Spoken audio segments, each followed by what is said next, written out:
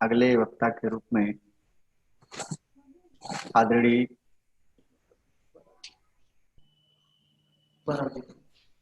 आदरणीय सुब्बा राव जी को सादर आमंत्रित करता हूं, जिनको सुनने के लिए हम सभी लोग आतुर हैं। आदरणीय Subba Rao sir.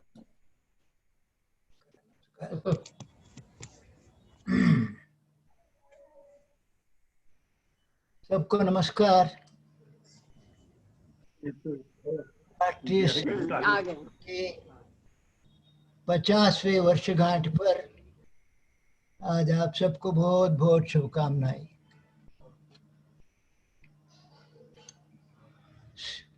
Diamond jubilee बोलते हैं 50 साल को। गोरखपुर विश्वविद्यालय का राष्ट्रीय सेवा योजना में एक बहुत प्रमुख स्थान है। मैं कहता हूँ एक संस्था बनती है, उसके लिए अच्छा संविधान बनना चाहिए, उसके लिए अच्छा कार्यक्रम मिलना चाहिए और उसके लिए पैसे आदि की व्यवस्था होनी चाहिए, सब कुछ चाहिए, लेकिन कार्यकर्ता चाहिए।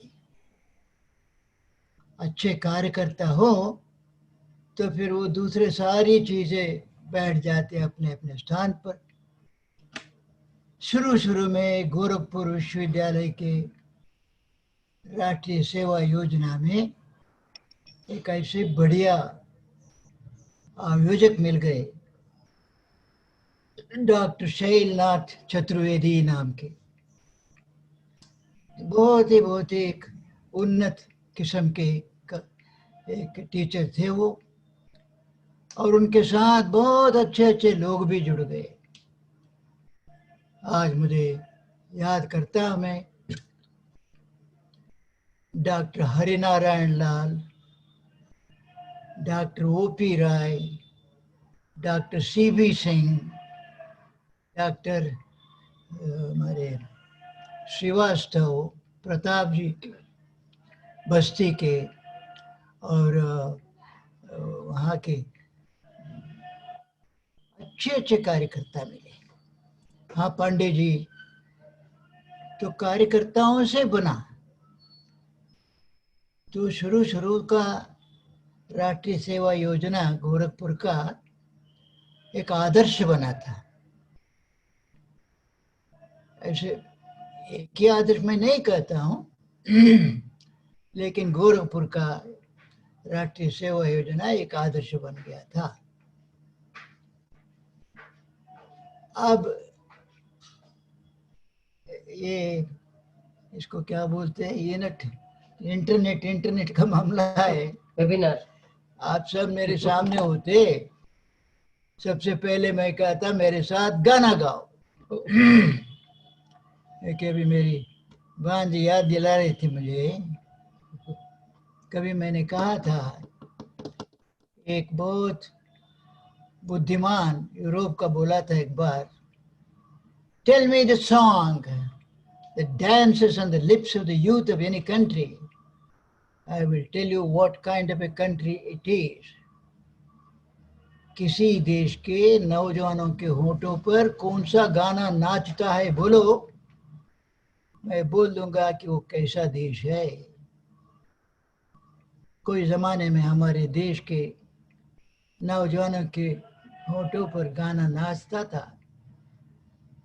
जब मैं सामाजिक कार्य में प्रवेश किया, राष्ट्र प्रेम के गाने, रोमांच हो जाए ऐसे गाने। लेकिन अब मैं सुनता हूँ कि कैसे कैसे गाना आ गया, उसकी बीबी मोटी है, इसकी बीबी काली है, वो साहित्य है। तो कौन सा गाना नाचता है? तो राष्ट्रीय सेवा योजना के माध्यम से मैं कई चीजें सोचता हूँ देश में होना चाहिए, और ये एक चीज उसमें ये है, अच्छे गाने गली गली में गाया जाना चाहिए, बच्चे गाना चाहिए गाना। अब आपको ही दिखाई नहीं पड़ रहे, इसलिए गाने का गाने की प्रेरणा नहीं मिल रही, सामने दिखाए होते तो मैं कहता गाओ मेरे साथ। खैर, अब जितने सुन रहे होंगे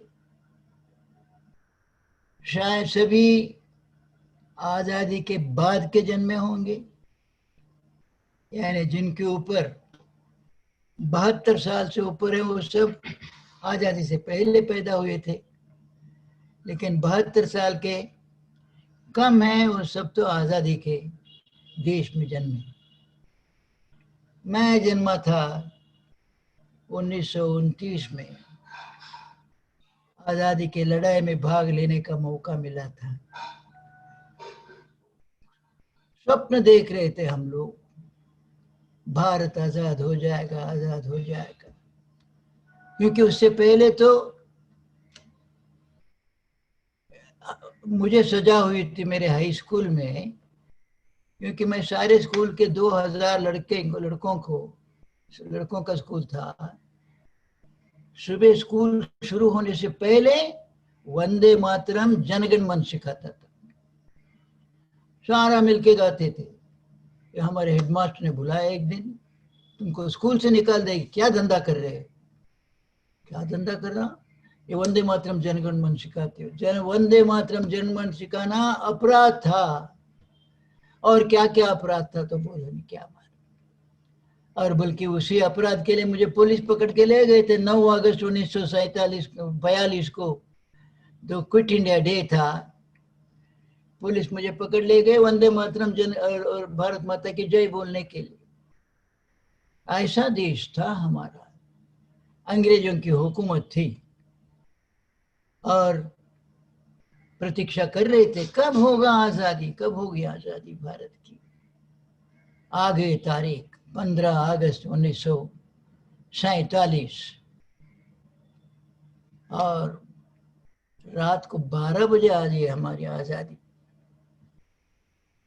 तो 14 तारीख की रात को 12 बजे उस ही नहीं, आविष्कार ही नहीं हुआ था। रेडियो आया था, कई 1000 घर में एक रेडियो होता था। तो हम सब लोग एक होटल के सामने खड़े हैं, लाउड स्पीकर लगाया था। रात को 14 तारीख अगस्त 14 तारीख की रात को 12 बजे, रोमांचकारी घड़ियां। सुचेता कृपलानी और हंसा मेहता दोनों ने कुछ राष्ट्रीय गीत गाए और पंडित जवाहरलाल नेहरू के भाषण हुआ। क्या भाषण था वो, ऐतिहासिक भाषण।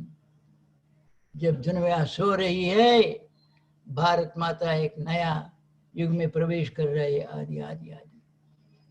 रोमांचकारी घटनाएं थी।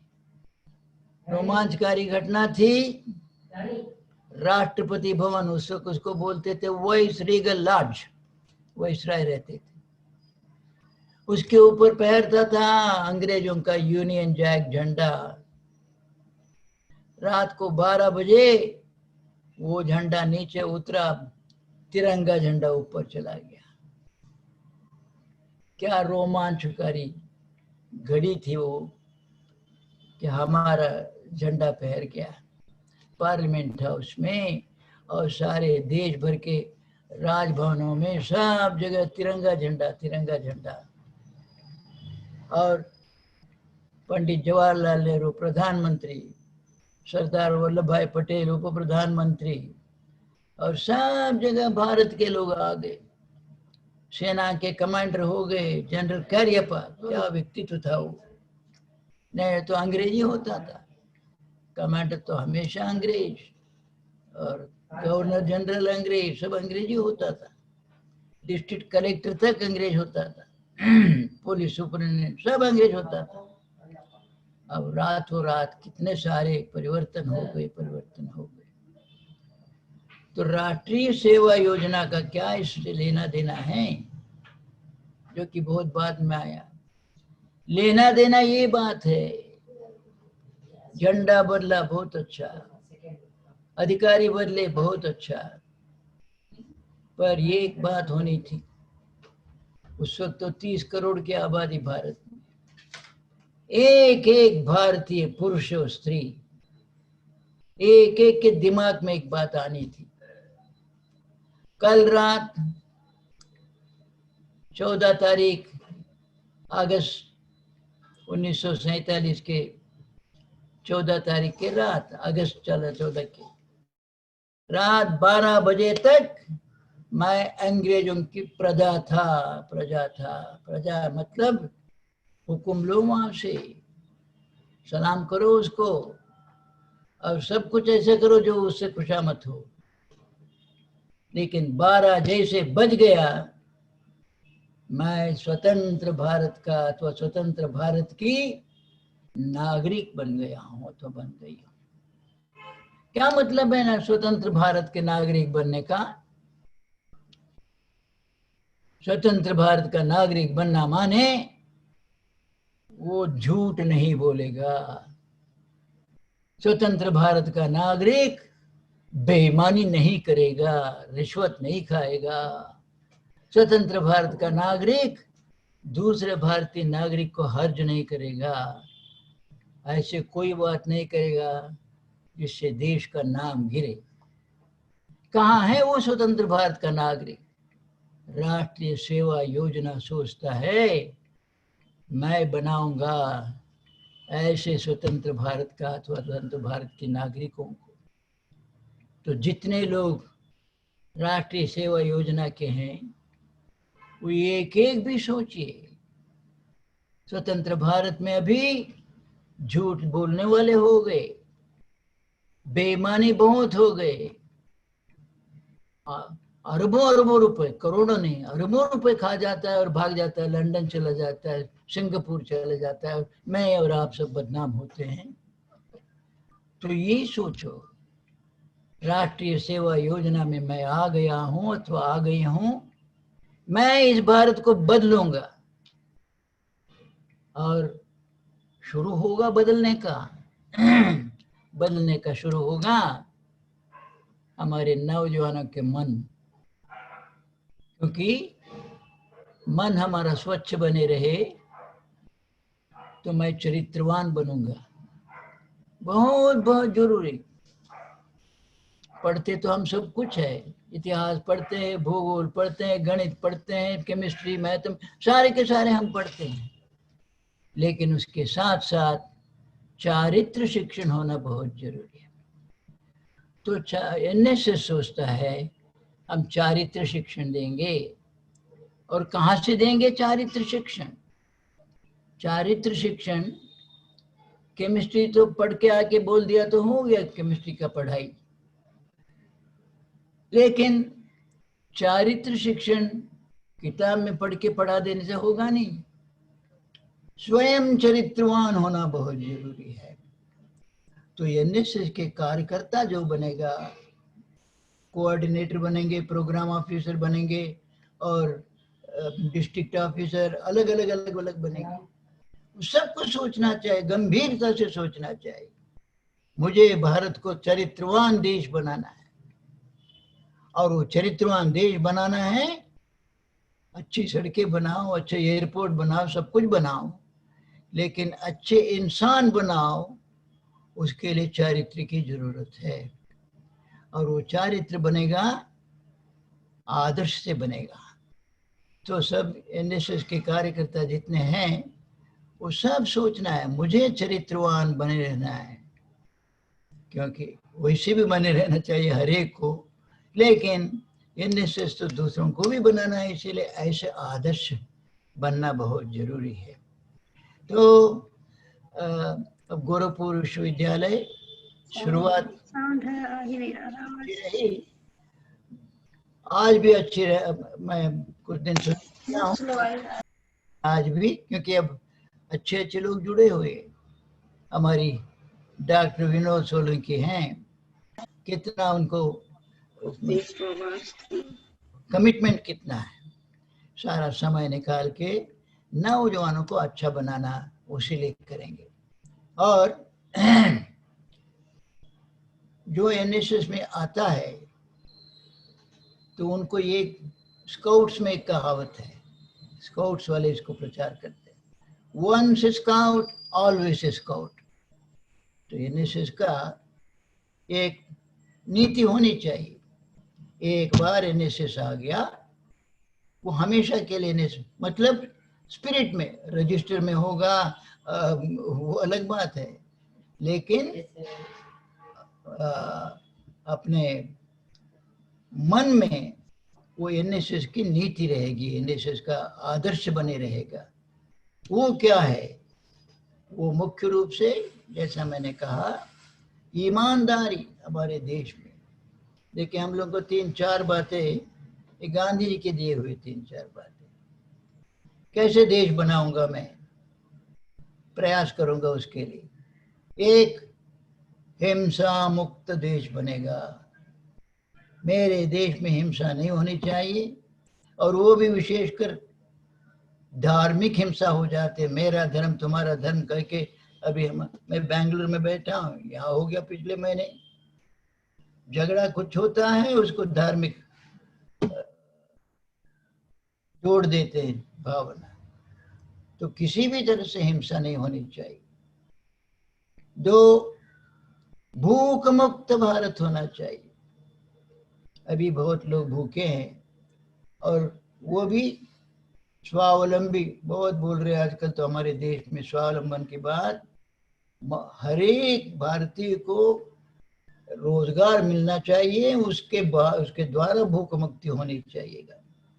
और जिस तरह से हर एक को रोजगार मिलेगा, ग्रामोद्योग से मिलेगा। बड़ी बड़ी फैक्ट्री खड़ा करके तो कुछ लोगों को मिलेगा और लाख लाख रुपए तनख्वाह मिलेगा, लेकिन चाहिए कपड़ा बनाना हो, कागज बनाना हो, जूता बनाना हो, और सब गांव में होने लग जाए तो फिर सब लोगों के हाथ को रोजगार मिलेगा।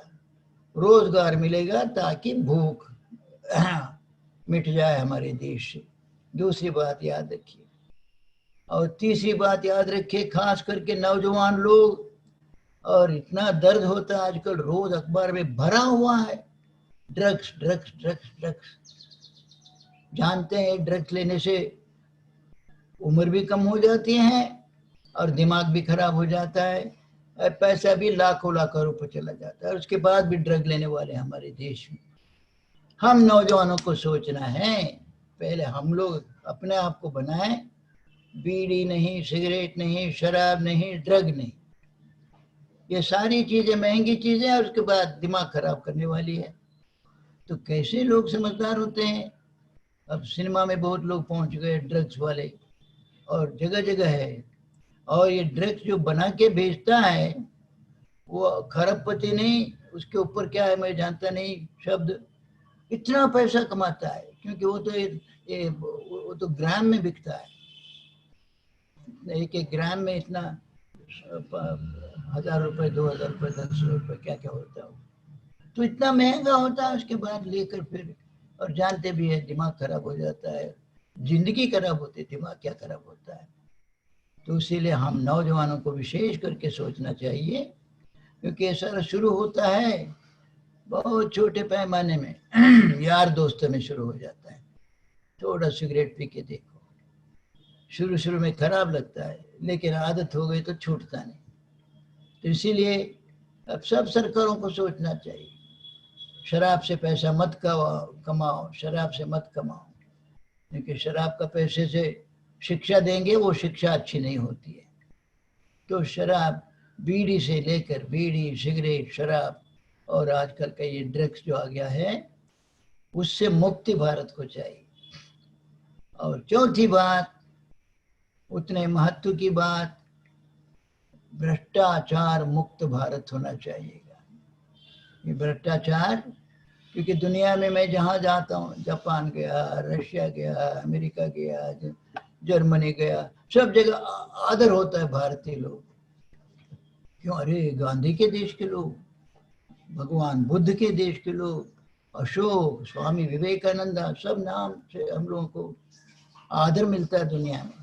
लेकिन दुनिया भर में प्रचार है भारत में ईमानदारी कम है, वो एयरपोर्ट से ही शुरू हो जाता है। इसलिए प्रत्येक भारतीय को सोचना चाहिए कि मुझे ईमानदार होना है। कुछ लोग मैं देखता हूँ सरकार में गए, लेकिन एक पैसा रिश्वत नहीं खाया। ऐसे एक दो नमूना हो गया, ये नमूना नहीं होने का है, ये एक स्वाभाविक बात होना चाहिए। भारत का नागरिक अथवा भारत के नागरिक माने ईमानदार, ऐसे हो जाना चाहिए। ये रोज रोज हमारे दिमाग में ये बात खटकते रहना चाहिएगा, ऐसे आदर्श मैं बनूंगा। और जो एनएसएस में हम लोग आए हैं, तो एक मैं कैंप चला रहा, क्या कैंप ही चलाया मैं जिंदगी भर। तो एक शिविर में एक महिला आई, प्रोफेसर थी वो, और 2 दिन के बाद जा रहे थे। मैंने कहा अरे ये अब जा रहे हैं, मैं बात भी नहीं कर पाया। वो बहन जी बोली बात तो नहीं कर पाए, लेकिन मैंने देखा आपके कैंप में प्लेटो दिखाई पड़ा। मैंने कहा बहन जी प्लेटो तो 2000 साल पहले मर गया। लेकिन मुझे मालूम नहीं था वो बात उन्होंने कहा कि प्लेटो ने कहा है कि 14 साल तक के बच्चों को शिक्षण देने का माध्यम मात्र खेल और गाना होना चाहिए। आज क्या होता है हमारे बच्चों का, इतना अपने बोझ से ज्यादा बोझ उठा के ले जाता बच्चा। तो न खेल होता है न गाना होता है, पढ़ो पढ़ो पढ़ो पढ़ो होता है। पढ़ना तो होना ही चाहिए, बहुत जरूरी है। लेकिन ये बहुत अच्छा लगा। मैंने कहा अगर मैं प्लेटो से मिलता तो एक तीसरी बात कहता, खेल गाना कहानी। क्योंकि महाराष्ट्र में तो एक आंदोलन चला है, कथा आंदोलन। वो साने गुरु जी करके एक महान संत व्यक्ति थे, उन्होंने एक आंदोलन चलाया, कहानी सुनाने का आंदोलन चलाया। कहानी के माध्यम से पंचतंत्र आप जानते हैं, कहानी के माध्यम से राजकुमार बदल गया। तो हम एनएसएस के कार्यकर्ता हैं और सब होगा, लेकिन खेल भी होना चाहिए। वो क्रिकेट बैडमिंटन नहीं, ऐसा खेल जिसमें पैसा भी नहीं लगे, औजार भी नहीं लगे। और गाना जरूर सीखना चाहिए, बहुत सारे गाने। अब ये इंटरनेट के कारण यानी गाना नहीं हो रहा, नहीं तो मैं शुरू ही करता गाना सबसे गाना गा कर गवा किसी का शुरू करता। और तीसरा कुछ अच्छी अच्छी कहानियाँ रही है, कहानी के माध्यम से याद भी करते हैं और प्रेरणा भी लेते हैं। तो ये 3 चीजें हमारे सबके पास कितने हैं, ये देखो। शिविर की बात हो रही थी, शिविर में ये होना चाहिए। उसके बाद जीवन के लिए एक हमने सादा एक फार्मूला बना है, और वो फार्मूला लिख लीजिए डायरी में। आज एनएसएस का दिन है, तो हम एनएसएस के सदस्य होते हुए रोजाना 24 घंटे में सोना भी है, खाना भी है, पढ़ना भी है, सब कुछ करना है। लेकिन 1 घंटा देह को देंगे, 1 घंटा देश को देंगे। देह को क्या देना? व्यायाम करो व्यायाम करो व्यायाम करो। अब मैं चाइना तो नहीं जा पाया, लेकिन जो चाइना जाकर वो बोल रहे थे सुबह सुबह रोड सब भर जाता है व्यायाम करने होने से बोलते। तो हमारे देश में भी होना चाहिए। मैं खास करके घूमते रहता हूँ, छत पर जाता हूँ, जो किसी के घर में रहता हूँ तो, और थोड़ा व्यायाम छत पर करता हूँ। इतने छत अच्छे अच्छे छत है, खाली पड़ा रहता है, व्यायाम ही नहीं करते, आदत ही नहीं हमको। आदत डालो। सब एनएसएस के लोगों को बोलना कि मैं भी व्यायाम करता हूँ, मैं भी करता हूँ। डॉक्टर मुझे बोले ज़्यादा मत करो, लेकिन फिर भी कर लेता हूँ, 1 घंटा कर लेता हूँ। 1 घंटा व्यायाम और 1 घंटा देश का काम करो। कहाँ है देश? आपके पड़ोस में जो अनपढ़ बच्चा है वो देश है, उसको आपने लिखना पढ़ना सिखाया तो देश का काम हो गया। पेड़ लगाए तो देश का काम हो गया, सफाई किया तो देश का काम हो गया। ऐसे कुछ काम जिससे मुझे फायदा नहीं होता लेकिन समाज को फायदा होता है। 1 घंटा देह को, 1 घंटा देश को। सभी लोग ऐसे करें तो कितना देश के लिए बहुत एक एसेट हो जाएगा सामूहिक। तो ये एक अपने मन में रखे। यानी 2 बातें, एक हिंसा मुक्त भारत, भूख मुक्त भारत, नशा मुक्त भारत, भ्रष्टाचार मुक्त भारत। और दूसरा 1 घंटा देह को, 1 घंटा देश को। और उसके बाद हमारे देश में एक चीज का अभाव है, उसको बोलते हैं वर्क कल्चर। हाथ से काम करने का एक जो स्वाभाविक रूप से होना चाहिए। मेरा घर का तो मैं करता हूँ, लेकिन मैं समाज का नहीं करता। तो वो खोजना खोजना, और वो भी अब कहीं कहीं है। अब बीकानेर है राजस्थान में, बीकानेर के हमारे नौजवानों के ग्रुप ने स्मशान को दत्तक ले लिया। महीने में एक ही दिन रखते हैं, लेकिन एक दिन जाकर खूब स्मशान को काम करते हैं। बड़ी अच्छी बात। तो सारा समाज, क्योंकि स्मशान तो सभी लोगों को जाना पड़ता है। बगीचा तो जो इच्छुक है वही जाता है, स्मशान में तो सभी जाता है।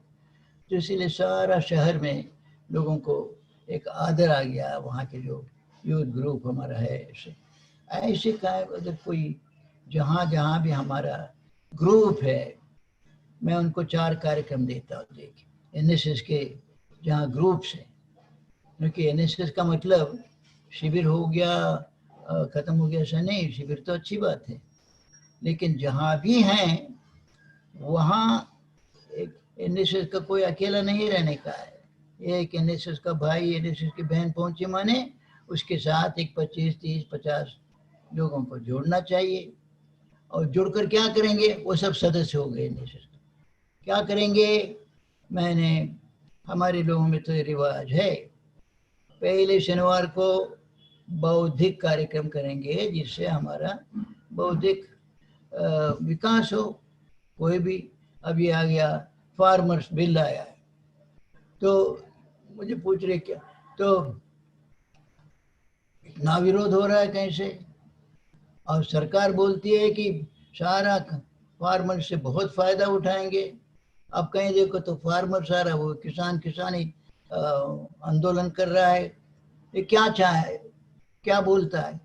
एक कोई अच्छे आदमी को लाना, जो अध्ययन किया हुआ आदमी समझाए हमको ये बिल क्या है। तो ऐसे कई इश्यूज हैं। तो शनिवार के पहले शनिवार हफ्ते के महीने के बौद्धिक कार्यक्रम रख लो, आधा 1 घंटा शाम को। और दूसरे रविवार को सुबह श्रम का कार्य रखो। यानी शहर में या मोहल्ले में या गांव में दो देख लेना कहाँ काम की जरूरत है। कहीं देखो नाला बह रहा है, लेकिन बहुत गंदा गंदा कीचड़ हो रहा है। अगर वो नाले को, हमने कैंप हैदराबाद में कैंप किया, वहाँ भी मैंने कहा कहीं भी जगह नहीं तो मैं श्मशान खोजता हूँ। श्मशान में गए तो पानी इतना जाता है, हमने और कुछ नहीं किया, नाला बना दिया। श्मशान का पानी पेड़ों में जाएगा, तो उधर पानी का रास्ता भी हो गया, पेड़ का पेड़ भी फायदा हो गया। तो ऐसा कोई गांव में खास करके गरीबों के इलाका खोजना, पैसे वालों की जरूरत नहीं। गरीबों के इलाके में क्या जरूरत है? हैंडपंप के अगल बगल में एक बगीचा बन सकता है। तो दूसरा काम, दूसरा रविवार की सुबह। तीसरा शनिवार की शाम को मैं बोलता हूँ सांस्कृतिक कार्यक्रम हो और सर्वधर्म प्रार्थना भी हो तो और भी अच्छा। सर्वधर्म प्रार्थना की किताब भी है, कैसेट भी है, सीडी भी है, तो उसका उपलब्ध करके, लेकिन हमारे देश में पता नहीं कब छिड़ जाए हिंसा, और वो धर्म के नाम से हम करेंगे। धर्म के नाम से कभी भी हिंसा छिड़ेगा नहीं, क्योंकि सभी आदमी सभी धर्मों के लिए समान अभिमान रखता है, ऐसा हो जाएगा। और आखिरी शनिवार रविवार, एक शनिवार, दूसरा रविवार, तीसरा शनिवार, आखिरी रविवार शाम को खेल कूद का कार्यक्रम रखिए। खूब खेल कूद होना चाहिए। अभी अच्छा है हमारे एक आध मेडल आ जाता है, लेकिन छोटे छोटे देश है, कोरिया है, फार्मोसा, उनके मेडल आ जाता है, हिंदुस्तान का 0 रहता है। अब एक आध आने लगा, अच्छा है, और भी ज्यादा आएगा। कैसे? गांव में तैयार होंगे तब होगा ये, नहीं तो अभी तो क्या होता है दिल्ली में, चेन्नई में, कलकत्ता में हो जाता है, लेकिन गांव में नहीं होते। तो गांव में जहां हमारा प्रोग्राम है, हर महीने का आखिरी रविवार खेल, दौड़ेंगे, कूदेंगे, रसा टगपार होगा, और हाई जंप होगा, लॉन्ग जंप होगा, खूब प्रैक्टिस हो हर महीने का। तो 4 कार्यक्रम, उसके बाद जो अच्छे कार्यक्रम आते रहते हैं, 15 अगस्त है, 2 अक्टूबर है, तो उसको कार्यक्रम थोड़ा अच्छी तरह से करेंगे। और हमारे शिविरों में तो हम नियमित ध्वज वंदन के शिक्षण देते हैं। देश का प्रतीक होता है ध्वज, राष्ट्र ध्वज।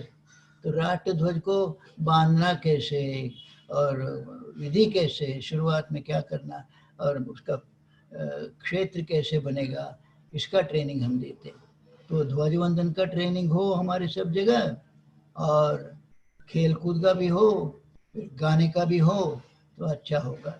अब गोरखपुर में ये सोचा अच्छा कि 50वां साल मना रहे हैं, तो 50वां साल मना के ऐसे नहीं चला जाए।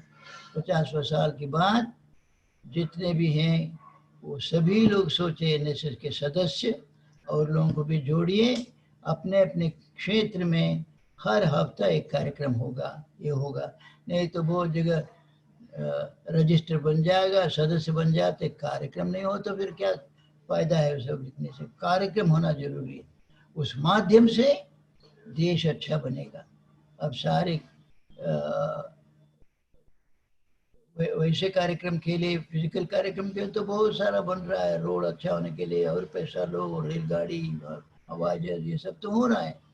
लेकिन मनुष्य के चरित्र अच्छा बने, उसके लिए ये कार्यक्रम मदद करेंगे।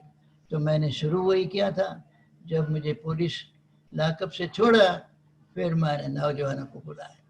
फिर रोज़ाना हम शाम को करते थे, स्कूल से वह बाहर आते, रोज़ाना शाम को तिरंगा झंडे को सलामी देना, फिर देशभक्तों की कहानियाँ सुनना और राष्ट्रीय गान गाना, फिर ड्रिल करना, इशारा करने लगे हुए थे।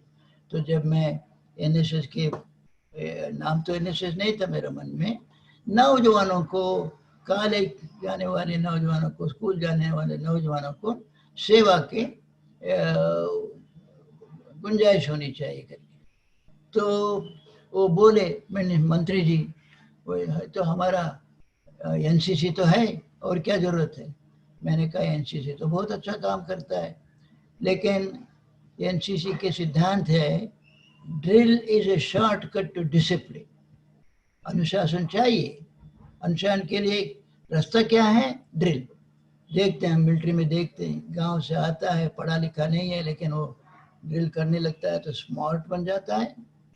मैंने कहा बहुत सही है, drill is a shortcut to discipline, लेकिन हमको एक नया व्याख्या तैयार करना है, service is a shortcut to discipline. सेवा के माध्यम से भी अनुशासन आ सकता है। तो राष्ट्रीय सेवा योजना का ये मांग है कि सेवा के माध्यम से हम अनुशासन फैलाते देश में। लेकिन एनएसएस के परिवार का एक एक सदस्य को ख्याल रखना चाहिएगा कि एक तरफ तो थोपा हुआ अनुशासन होता है, ये नहीं किया तो सजा मिलेगी, लेकिन एनएसएस का सिद्धांत ऐसा होना चाहिए, स्वानुशासन होना चाहिए, अंदर से आया हुआ अनुशासन। मैं अनुशासित हूँ इसीलिए नहीं कि मुझे कोई डर है, इसीलिए कि मुझे मेरा सिद्धांत बोलता है तुमको अनुशासित रहना है। जहाँ भी रहेंगे वहाँ का अनुशासन, मंदिर जाएंगे तो जूता बाहर निकलना, वहाँ का अनुशासन है। अस्पताल जाएंगे तो निशब्द रहना, वहाँ का अनुशासन है। तो जगह जगह का अपना अनुशासन होता है। तो हम एनएसएस वाले ये कहेंगे कि स्वानुशासन थोपानुशासन से श्रेष्ठ है, ये बताने का पड़ेगा। तो हमारा शिविर हो या कोई कार्यक्रम हो, वो सारा ऐसे अनुशासित होना चाहिएगा कि हमको संतोष होना है कि हमारा अनुशासन बहुत अच्छा रहा है करके। तो देश की मांग है ये कि स्वानुशासन हर एक आदमी में आ जाए। उसके लिए हम एनएसएस तो सारा देश में फैला हुआ है, और वो सक्रिय होना चाहिए, और दिमाग में सब होना कि मैं ऐसे भारत बनाऊंगा, अच्छा बनाऊंगी। तो ये सब के मन में रहेगा, तो आपको भी मन में आनंद आएगा कि मैं अच्छे भाषण को, अच्छे भारत को बनाने में। अब देखिए एक बात याद रखो, जाते जाते मुझे कहूँगा कि 15 अगस्त 1947 को भारत आज़ाद हुआ है, और 16 कुछ हुए पंडित जवाहरलाल नेहरू ने तिरंगा फहराया लाल किले के सामने। सरदार पटेल थे, डॉक्टर राजेंद्र प्रसाद थे और राजकुमारी अमृत कौर थी, बहुत सारे देश के काम किया था, सब हुआ था। महात्मा गांधी कहाँ थे? महात्मा गांधी जा रहे थे नौखाली, अभी तो वो बांग्लादेश में है, लेकिन रास्ते में कलकत्ते में वहाँ के मुख्यमंत्री सुहरावर्दी ने उनको उतार दिया, गांधी जी आपकी जरूरत तो हमारे कलकत्ते में है, यहाँ तो इतना सर टूट रहा है। तो गांधी जी कलकत्ते में उनके समधी राजगोपालाचारी गवर्नर थे, कहा कि यहाँ के रहो राजभवन में। गांधी जी ने कहा नहीं नहीं, हिंसा जहाँ हो रही है मेरी जरूरत वहाँ। हिंसा हो रही थी कलकत्ता के कोने में, गरीबों की राखा बेलिया घाटा करके। महात्मा गांधी 15 अगस्त 1947 को 3 दिन का उपवास किया, पानी पिया, कुछ खाया नहीं, प्रार्थना करते रहे, चरखा काटते रहे। वहां के प्रधानमंत्री बने थे पीसी घोष, वो आकर पूछा गांधी जी कल स्वतंत्रता दिवस है, कैसे मनाए? उन्होंने कहा यहाँ इतने लोग लड़े हैं, इतने लोग मरे हैं, इसको मनाए कैसे? प्रार्थना से मनाना पड़ेगा इसको, सबको सन्मति दिए भगवान। तो गांधी जी के मन में दर्द था उस दिन, हिंसा कितनी हो गई, कितने लोग मर गए, तो वो दर्द आज भी है।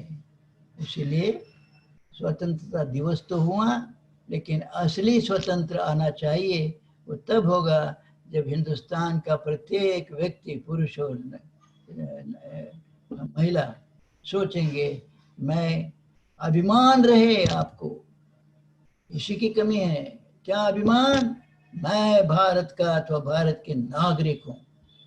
वो नागरिक रहते हुए झूठ नहीं बोलूंगा, बेईमानी नहीं करूंगा, कभी भी भ्रष्टाचार बिल्कुल नहीं करूंगा और एक आदर्श व्यक्ति बन के रहूंगा। ऐसे आदर्श व्यक्तियों की जरूरत है भारत माँ को। आप सबको इस बड़ा काम करने में सफलता मिले, आशा करता हूँ। शुभकामनाएं। 50वां साल एनएसएस का संदेश जो है वो पूरा गांव में चले, ऐसे कामना करता हूँ। आप सबको बहुत बहुत नमस्कार। बहुत बहुत साधुवाद सर। आपके इस उद्बोधन से निश्चित ही जिस संकल्प के साथ आज यह राष्ट्रीय सेवा योजना का स्थापना दिवस मनाया जा रहा है, हिंसा मुक्त भारत, नशा मुक्त भारत, भूख मुक्त भारत, भ्रष्टाचार मुक्त भारत, चारित्रिक निर्माण, समय प्रबंधन के साथ साथ 1 घंटा देह को 1 घंटा देश को देने का जो युवाओं को आपने आह्वान किया है, निश्चित ही हम सभी का आपके इस उद्बोधन से मार्गदर्शन हुआ है, हमारे स्वयंसेवकों का मार्गदर्शन हुआ है। एक बार पुनः मैं आपका हार्दिक अभिनंदन, वंदन, आभार करता हूँ।